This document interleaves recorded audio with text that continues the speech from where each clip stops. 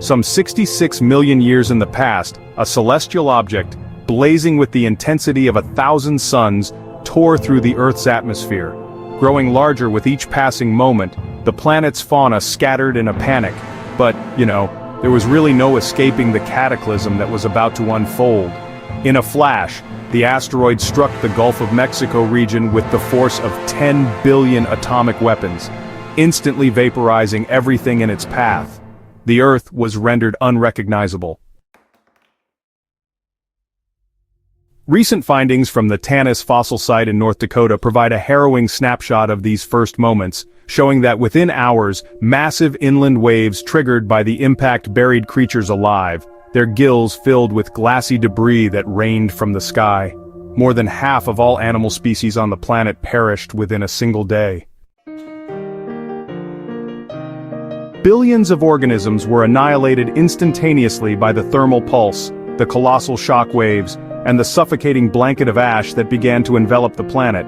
But the true horror was only just beginning. In this grim new reality, survival became a desperate struggle against insurmountable odds. The dinosaurs, once the undisputed sovereigns of the Earth, now faced a battle for their very existence. The mass extinction event commenced with the giants. Among the first to succumb were the colossal sauropods like Ankylosaurus and Argentinosaurus.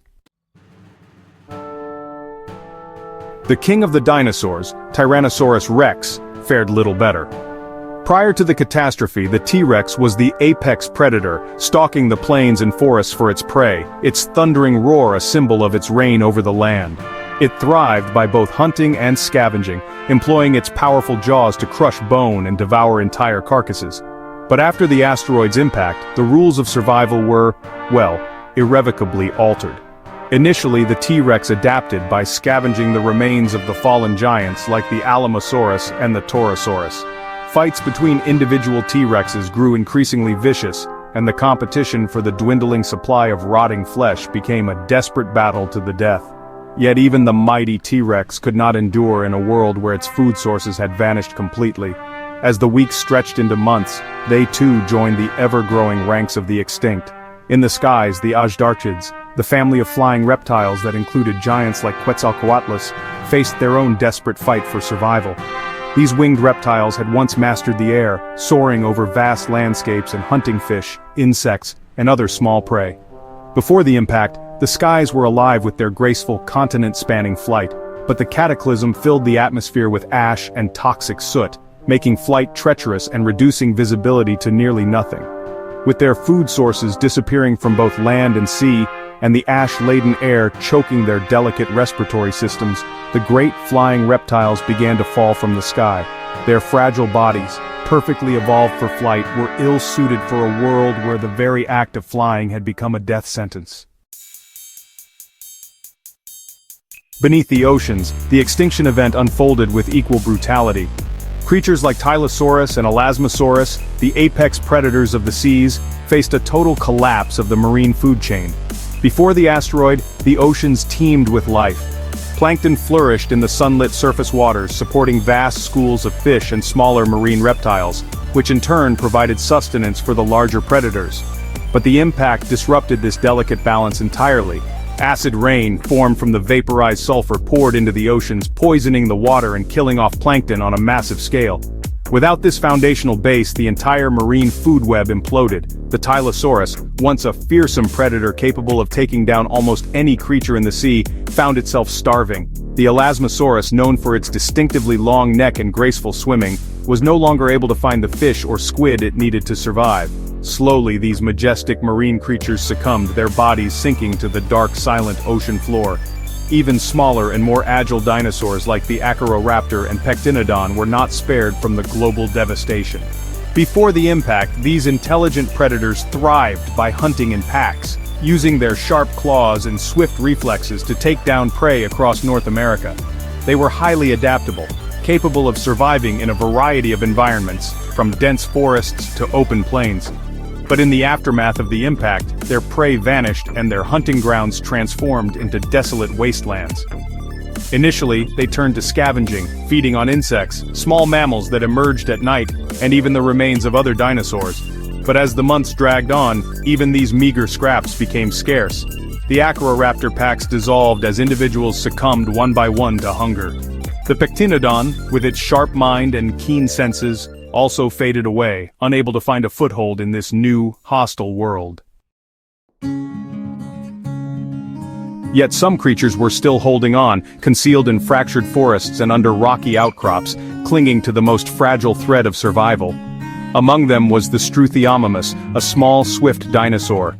Its body was built for speed and agility, but it was now weighed down by hunger and exhaustion.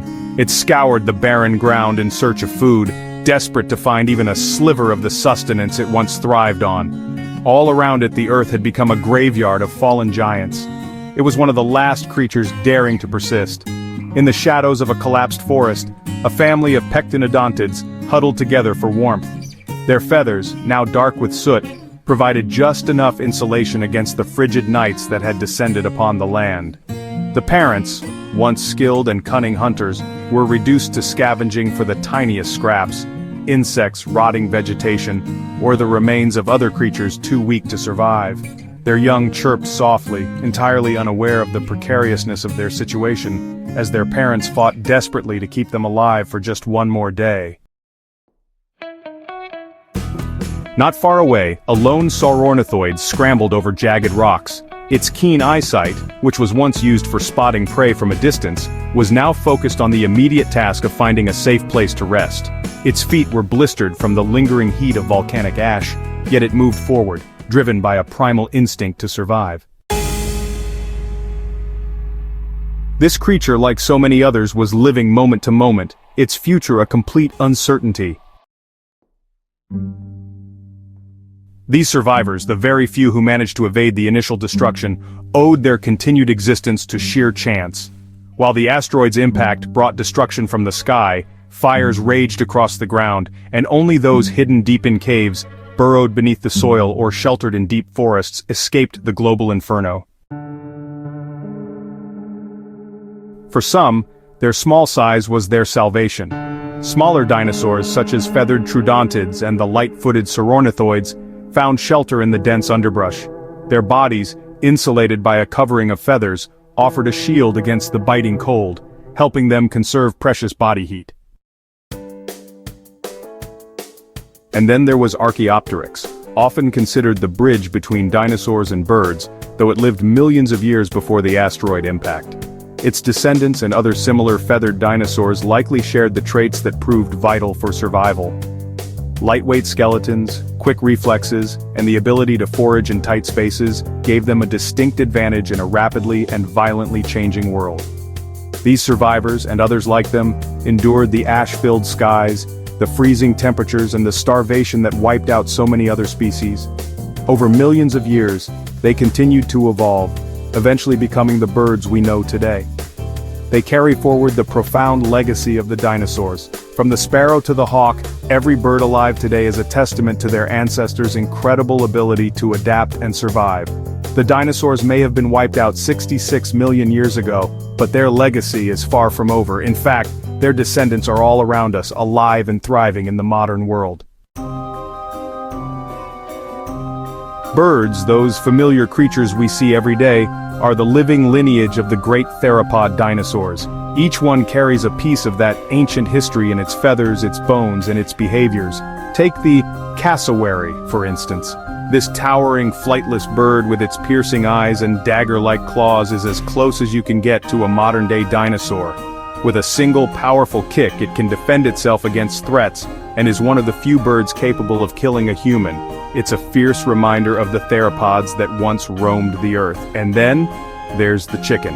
It may not look like much at first glance, but genetic studies have revealed that chickens share surprising molecular similarities with some of the most iconic dinosaurs, including Tyrannosaurus rex. The next time you hear a rooster crow, you can imagine it as a distant, faint echo of the king of the dinosaurs.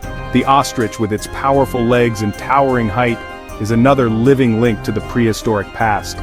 Its bipedal stride and incredible speed harken back to its theropod ancestors, making it one of the most striking reminders of the dinosaur lineage. Emus, too, are part of this ancient family tree. These large, flightless birds, cousins of the cassowary, share the resilience and adaptability that helped their ancestors thrive for millions of years. Ducks and geese, with their graceful movements and honking calls, trace their roots back to the age of dinosaurs. Their ancestors adapted to wetland environments, surviving through the ages and evolving into the familiar species we see today. And then there are the raptors of the skies, hawks and eagles. These birds of prey channel the hunting prowess of their theropod forebearers. Their sharp talons and keen vision are reminiscent of the skills that made dinosaurs such successful predators for so long. From the fearsome cassowary to the humble chicken, every bird alive today tells an incredible story of survival and evolution. But there was a time after the impact event when strange and wonderful new animals would appear and take the place of the great beasts that had seemingly ruled the Earth. About 1 million years after the extinction of the dinosaurs, the Earth was a very different place. During this time, known as the Paleogene period, the continents were still in the process of shifting into their modern positions. The planet was much warmer than it is now, with tropical forests spreading across the globe, and sea levels were significantly higher.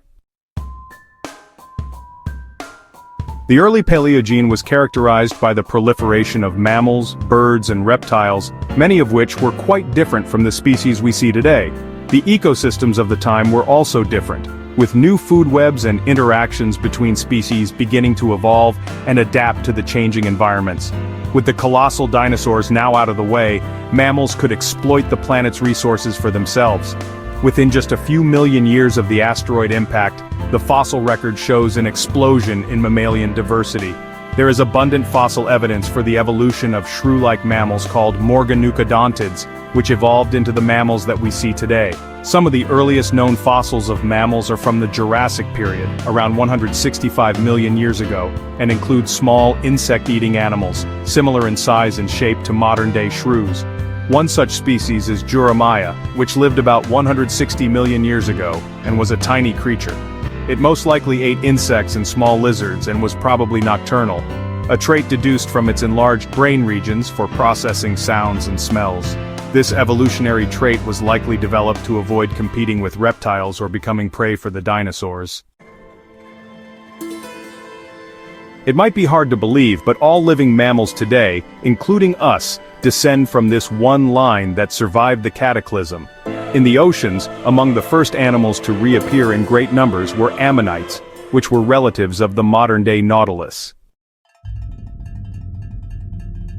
They were important predators in the ocean, and helped to maintain balance in the recovering marine ecosystem. In addition to mammals and ammonites, other early animals on Earth after the extinction of the dinosaurs included birds, reptiles, and fish. The early bird species were mostly small, similar in size to modern-day sparrows, while the reptiles of the time included turtles, lizards, and snakes. Fossil evidence shows that these early mammals changed in size and shape over time, as well as in their adaptations to specific habitats and food sources. For example, whales evolved from a terrestrial ancestor, Indohuus, that lived around 50 to 52 million years ago and gradually became better adapted to life in the water until they became the fully aquatic whales that we know today. So, this animal was a four-legged creature, about the size of a domestic cat, that scientists now recognize as one of the first whale ancestors. Even though it had the body of a land animal, its head had the distinctive long skull shape of a cetacean. Over time, these animals adapted to the water, their hind limbs disappeared, their nostrils shifted backward and upward to become a blowhole, their forelimbs turned into flippers, and of course they grew in size immensely. Fossils of Indohuus have been discovered in the Tethys Sea region, which was a shallow sea that existed between the ancient supercontinents of Gondwana and Laurasia. During the Miocene epoch, the ocean was home to a variety of marine animals, including many that are still present in our oceans, such as dolphins, whales, sea lions, seals, sea turtles, and various types of fish. However, there were also many prehistoric marine animals that have since gone extinct. Megalodon, a giant prehistoric shark, is thought to have first appeared about 23 million years ago during the Miocene epoch. Megalodon was a top predator in the oceans, and it's estimated to have grown up to 18 meters in length, making it one of the largest known sharks to have ever existed. Some of the other prehistoric marine animals that were present in the oceans while Megalodon was swimming around were creatures such as Basilosaurus, which was a large prehistoric whale that could grow longer than 15 meters in length, lived during the Eocene epoch, and is one of the earliest known giant whales. There was another top predator in the oceans at that time, and it was something even bigger than Megalodon. We're talking about Leviathan, a prehistoric whale that lived around 8 to 12 million years ago during the Miocene epoch. This whale is estimated to have been about 13 meters long and had massive teeth, suggesting that it was a formidable predator. The Leviathan is a close relative of modern sperm whales, but there were more than just sharks and whales in the seas and oceans. Dunkleosteus was a massive prehistoric fish that lived during the Devonian period and was known for its huge size, powerful jaws, and bony armor. The infamous Mosasaurus that the Jurassic Park movies brought to life was a type of marine reptile that lived during the late Cretaceous period. The largest fossil specimen measured was a whopping 17 meters long. Mosasaurus had a long, streamlined body with 4 flippers and a powerful tail that allowed it to swim rapidly through the water. Its skull was elongated and had numerous sharp, pointed teeth which it used to catch fish and other prey. Despite its size and fearsome appearance, Mosasaurus was not a dinosaur, but a type of aquatic lizard, and is considered to be one of the largest and most successful marine reptiles to have ever lived. And then there was Archelon, a type of sea turtle that lived during the late Cretaceous period and was one of the largest known turtles to have ever existed. These are just a handful of the many creatures that evolved and adapted to aquatic life. It was not just in the oceans that life diversified and exploded into many different species though. Many strange and, honestly, bizarre-looking creatures appeared on land as well. Creatures that lived on land, such as rodents, evolved from early shrew-like mammals and diversified into a variety of species, including mice, rats, squirrels, beavers, and well, many others. Carnivores also evolved from early shrew-like mammals and gave rise to cats, dogs, bears, and other predator species.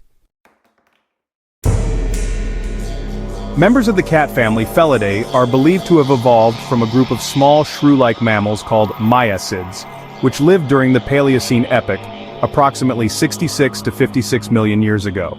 The miacids were a diverse group of carnivorous mammals that were adapted to hunting small prey. Today, mongooses can trace their origins to miacids.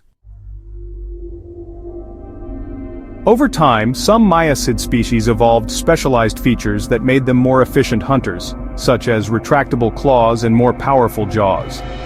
One of these specialized miacids, called Proalurus, is considered to be one of the earliest known cat-like animals. Proalurus lived during the Oligocene epoch, which was about 30 million years ago, and had several features that are characteristic of modern cats, including retractable claws and, a more powerful bite. Proalurus evolved and diversified, eventually giving rise to various lineages of cats with different anatomical features, including the saber-toothed cats.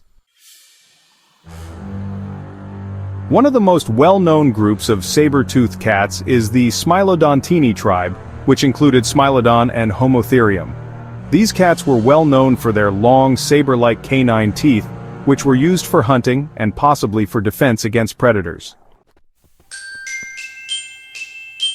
The earliest known members of the dog family, Canidae, are believed to have appeared during the Eocene epoch, around 56 to 33.9 million years ago. One of the earliest known canids is a small, fox-like animal called Hesperocian, which lived in what is now North America around 40 million years ago. Hesperocian is believed to be the ancestor of all modern canids, including dogs, wolves, foxes, and coyotes. But there were other predators aside from the prehistoric cats and dogs roaming the plains. Terror birds, known scientifically as Forus racids, are a group of large, flightless predatory birds that were native to the Americas, appearing approximately 2 million years after the extinction of the dinosaurs. The exact timing of the appearance of the terror birds is not well established, but it's believed to have been in the late Paleocene or early Eocene, about 62 to 58 million years ago. Titanus walleri was one of the last and largest species of terror bird. These birds dominated the continent for millions of years before going extinct around 1.8 million years ago, possibly due to climate change and competition from other predators. Titanus was likely a carnivorous bird that fed on a variety of prey, which may have included other birds, mammals, reptiles, and possibly even large insects and invertebrates. Fossils of Titanus have been found in various locations in North and South America, and some of the bones show signs of carnivorous feeding, including tooth marks and damage caused by digestion. It's interesting to note that while some modern birds are descendants of dinosaurs, the forest wrasses are not. They are a separate and distinct group of birds that evolved independently from dinosaurs and belong to a group of flightless birds known as Paleognathai, which also includes the modern ostrich, emu, kiwi, and the cassowary, which is actually the deadliest bird in the world. But terror birds weren't the only interesting and bizarre creatures to appear. Several species of prehistoric sloths evolved and lived during the Cenozoic era, which spans from about 66 million years ago to the present day. Ground sloths were the size of huge bears that lived from the Oligocene epoch to the Pleistocene epoch, which spanned from about 33.9 million years ago to 11,700 years ago. They were quadrupedal and had large claws that were likely used for defense and for digging. So, tree sloths have lived from the Oligocene epoch to the present day. They were arboreal and had these long limbs and curved claws that, allowed them to move pretty easily through the trees. Today, the only surviving species of tree sloth are the two-toed sloth and the three-toed sloth. But where are the snakes, you might be asking? The evolutionary history of snakes is, honestly, pretty complex and not fully understood. But scientific evidence suggests that snakes evolved from a group of small, lizard-like ancestors called stem squamates that lived more than 100 million years ago, during the time of the dinosaurs. These early stem squamates were likely small, insect-eating creatures that lived on the forest floor, much like the early shrew-like mammals. Over time, some of these stem squamates evolved, becoming more elongated and legless. The earliest known fossils of snakes, such as Eophis underwoodi, date back to around 95 million years ago, and show features that are similar to those of modern snakes, like the presence of a flexible skull and a long, slender body. Titanoboa would evolve from a small group of boas, and is considered to be the largest snake ever discovered, with the largest known specimen estimated to have reached lengths of up to 12.8 meters long, and weighed up to 1,135 kilograms. So while snakes did not evolve directly from tiny shrew-like creatures, they did evolve from small, lizard-like ancestors during the time of the dinosaurs, and have since evolved to become the diverse group of animals that we know today. And finally, we come to our own ancestors. Fossil evidence shows that early primates had small bodies, long tails, and grasping hands and feet, adaptations that would have been useful for climbing and foraging for food in trees. Over time, primates evolved into the diverse groups of primates that we have today, including monkeys, apes, and humans. But there's so much more to cover about our own species, and we'd need more time for that.